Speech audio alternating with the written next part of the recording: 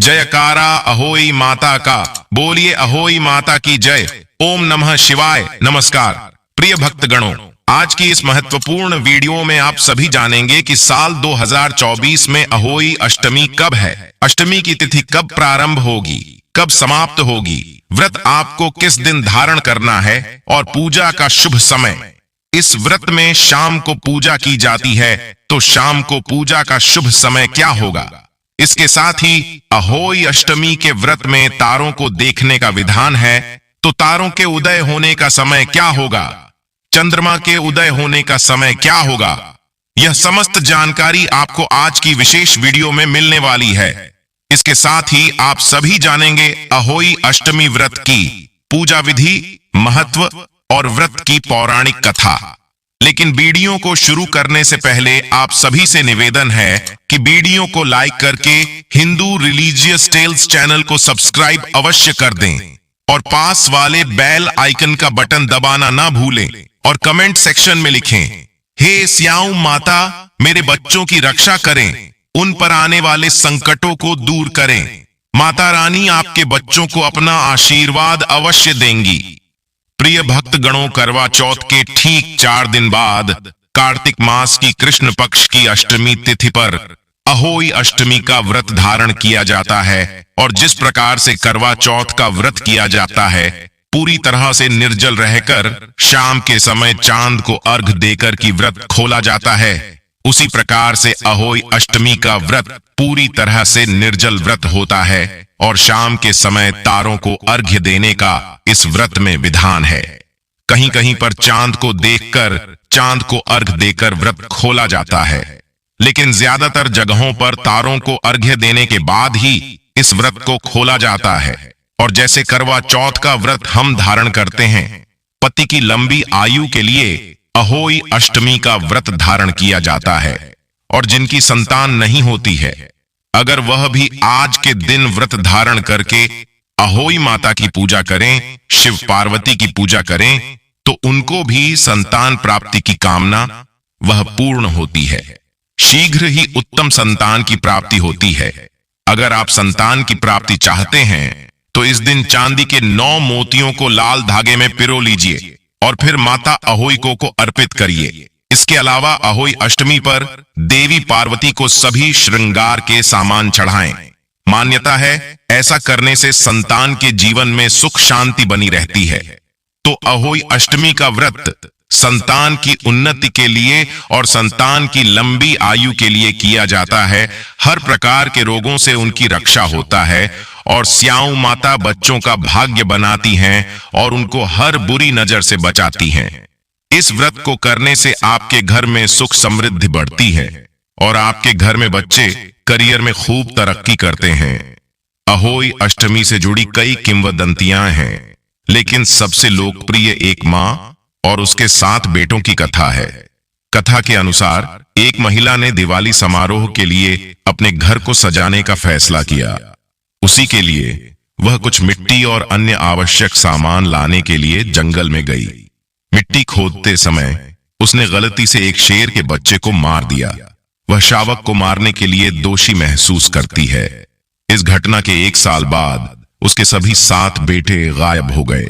उसके गांव वालों का मानना था कि उसके बेटे मर चुके हैं और जंगल में कुछ जंगली जानवरों ने उन्हें मार दिया है।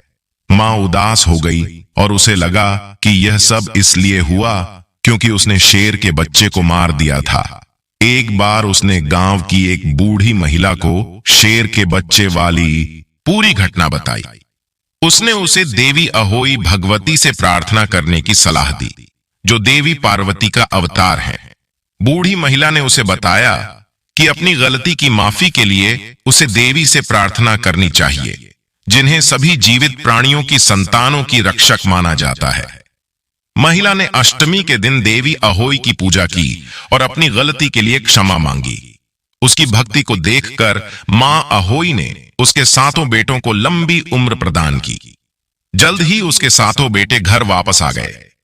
उस दिन से लेकर आज तक माताएं हर साल कार्तिक माह की अष्टमी के दिन देवी अहोई की पूजा करती हैं। प्रिय भक्तगणों, इसमें शाम की पूजा का विशेष महत्व होता है, लेकिन प्रातः काल स्नान इत्यादि करके व्रत का संकल्प जरूर ले लीजिए। इसके लिए आप भगवान भोलेनाथ और माता पार्वती की पूजा करें। जो दिन की पूजा आप अपने घर में करते हैं वह पूजा पूरी करते हैं तो उसी समय आप व्रत का संकल्प ले लीजिए प्रातःकालीन कि आज आप पर हुई अष्टमी का व्रत धारण कर रहे हैं। अपनी संतान की उन्नति के लिए, संतान की दीर्घायु के लिए या फिर संतान की प्राप्ति के लिए जो भी आपकी कामना के अनुरूप हमें सुबह संकल्प ले लेना चाहिए। उसके बाद ही व्रत शुरू करना चाहिए, तभी उस व्रत का हमें संपूर्ण लाभ प्राप्त होता है। शाम के समय इसमें पूजा का विधान होता है। तो शाम के समय दोस्तों दीवार पर तस्वीर बनाई जाती है, वह चित्र बनाया जाता है अहोई माता का। और अगर आप नहीं बना पाते हैं तो आप पर बाजार से भी कैलेंडर ले सकते हैं। फोटो मिल जाती है जिसमें कि अहोई माता की और उनके बच्चों की फोटो मिल जाती है, तो आप ऐसा कैलेंडर भी लगा सकते हैं। और अगर आप बना पाते हैं तो अपने घर की दीवार पर आप चित्र बनाकर उनकी पूजा कर सकते हैं। इसके लिए पहले अपने घर में जहां पर आपको पूजा करनी है उस जगह को साफ कर लीजिए। वहीं पर एक पाटा बिछाकर उस पर कपड़ा बिछा दीजिए, लाल या पीला। फिर आप पर अहोई माता की फोटो आप वहां रख सकते हैं। इसके साथ ही शिव पार्वती की परिवार सहित पूजा करने का विधान है इस व्रत में। जैसे कि माता पार्वती, भोलेनाथ और उनके दोनों बच्चे कार्तिकेय और गणेश जी हों, ऐसी तस्वीर आपके पास हो तो स्थापित करके पूजा कीजिए। और शाम के समय जो आप पूजा करते हैं तो धूप, दीप इत्यादि प्रज्वलित करके उसके बाद विधि विधान से पूजा की जाती है। जैसे कि हम शिव पार्वती की पूजा करते हैं, उसमें बिल्व पत्र चाहिए या फिर सफेद पुष्प चाहिए। माता पार्वती की पूजा कर रहे हैं तो लाल पुष्प चाहिए। जो भी आपके पास उपलब्ध हो वस्तुएं, अक्षत इत्यादि के द्वारा शिव पार्वती की पूजा कीजिए। धूप, दीप, चंदन इत्यादि सभी शिव पार्वती को अर्पित करने के बाद अहोई माता की भी विधि विधान से पूजा की जाती है। और आज के दिन भोग क्या लगाना चाहिए? वैसे तो आज के दिन घर में ही जो मीठे पुए बनाए जाते हैं या आटे के हलवे बनाए जाते हैं, इसे ही भोग स्वरूप अर्पित किया जाता है। लेकिन आप चाहे तो बाजार से मिठाई भी मंगवा सकते हैं या स्वयं से बना सकते हैं। मिठाई का भोग लगा सकते हैं, खीर बनाकर भी भोग लगा सकते हैं। जो भी आप तो बाहर से मंगवा कर दी या फिर घर में बनाकर भी मिठाई का भोग लगा सकते हैं, फलों का भोग लगा सकते हैं। जो भी फल अभी सीजनल फ्रूट्स अवेलेबल फ्रूट भगवान को अर्पित करें। अहोई माता और शेर के बच्चों की भी और शेर की भी फोटो बनाई जाती है। आज सभी की विधि विधान से आज पूजा की जाती है। ऐसा माना जाता है कि इनकी पूजा करने से संतान प्राप्ति में आ रही बाधाएं दूर हो और संतान की उन्नति में आ रही बाधाएं भी दूर होती हैं। तो संतान की उन्नति के लिए, दीर्घायु के लिए इस वक्त विशेष रूप से सायंकाल में माता अहोई की पूजा की जाती है और माता पार्वती की विधि विधान से पूजा की जाती है। कलश की स्थापना जरूर करना चाहिए। जब हम पूजा करते हैं तो कोई भी एक दीप कलश स्थापित करके, जैसे आप चाहे तो मिट्टी का कलश रख सकते हैं या फिर तांबे पीतल का एक कलश रखकर उसके ऊपर दीप प्रज्वलित कीजिए पंच पल्लव के साथ। और हाथ में 7 प्रकार के अनाज कहीं पर रखे जाते हैं, हाथ में लेकर और फिर आप पर कथा सुनते हैं। या कई जगह पर गेहूं के 7 दाने लेकर भी आप कथा सुन सकते हैं। तो कथा सुनने के बाद ही तारों को अर्घ्य दिया जाता है। तारों को अर्घ्य देने के बाद जो भी आपके बड़े बुजुर्ग हो उन सब के चरण स्पर्श करके आशीर्वाद लेना चाहिए, जिससे कि संतान के जीवन में आ रही जो कि बाधाएं हैं वह दूर हो। इसी प्रकार से हमें अहोई माता की पूजा करनी चाहिए। अहोई अष्टमी के दिन कई जगह इस व्रत का नाम अहोई आठे भी होता है। तो जब आप अहोई अष्टमी का व्रत करते हैं पूरी श्रद्धा भाव से मां अहोई अष्टमी की श्रद्धा पूर्वक पूजा करें। इसके साथ ही शिव पार्वती की पूरे परिवार की फोटो की पूजा की जाती है या फिर मूर्ति जो भी आपके पास हो स्थापित करके विधि विधान से पूजा करें। मंत्र जप करना चाहते हैं तो ओम नमः शिवाय का मंत्र जप करते हुए पूजा कर सकते हैं। इसके साथ ही जब पूजा पूर्ण हो जाती है तो कपूर के साथ आरती भी जरूर करनी चाहिए। आइए अब जान लेते हैं साल 2024 में अहोई अष्टमी कब है।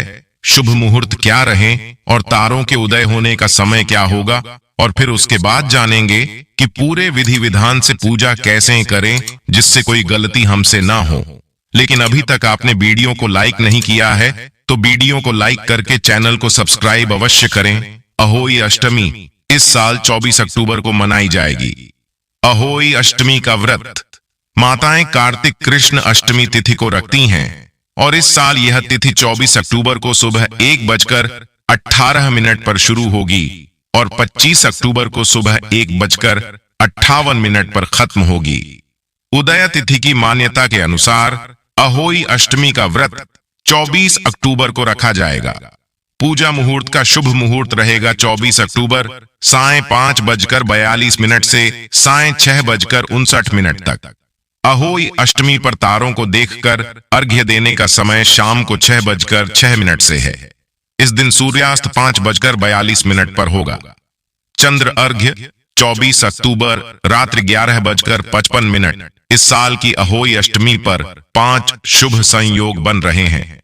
अहोई अष्टमी पर साध्य योग, पुष्य नक्षत्र, गुरु पुष्य योग, अमृत सिद्धि योग और सर्वार्थ सिद्धि योग बन रहे हैं। इन 5 शुभ संयोगों के कारण अहोई अष्टमी का दिन और भी अधिक शुभ फलदायी और महत्वपूर्ण है। प्रिय भक्तगणों, आइए अब श्रवण करते हैं अहोई अष्टमी की व्रत कथा। प्राचीन काल में एक साहूकार था जिसके 7 बेटे और 7 बहुएं थीं। इस साहूकार की एक बेटी भी थी जो दीपावली में ससुराल से मायके आई थी। दीपावली पर घर को लीपने के लिए 7 बहुएं मिट्टी लाने जंगल में गई तो ननद भी उनके साथ चली गई।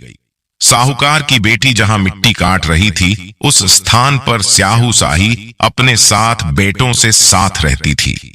मिट्टी काटते हुए गलती से साहूकार की बेटी की खुरपी के चोट से स्याहू का एक बच्चा मर गया।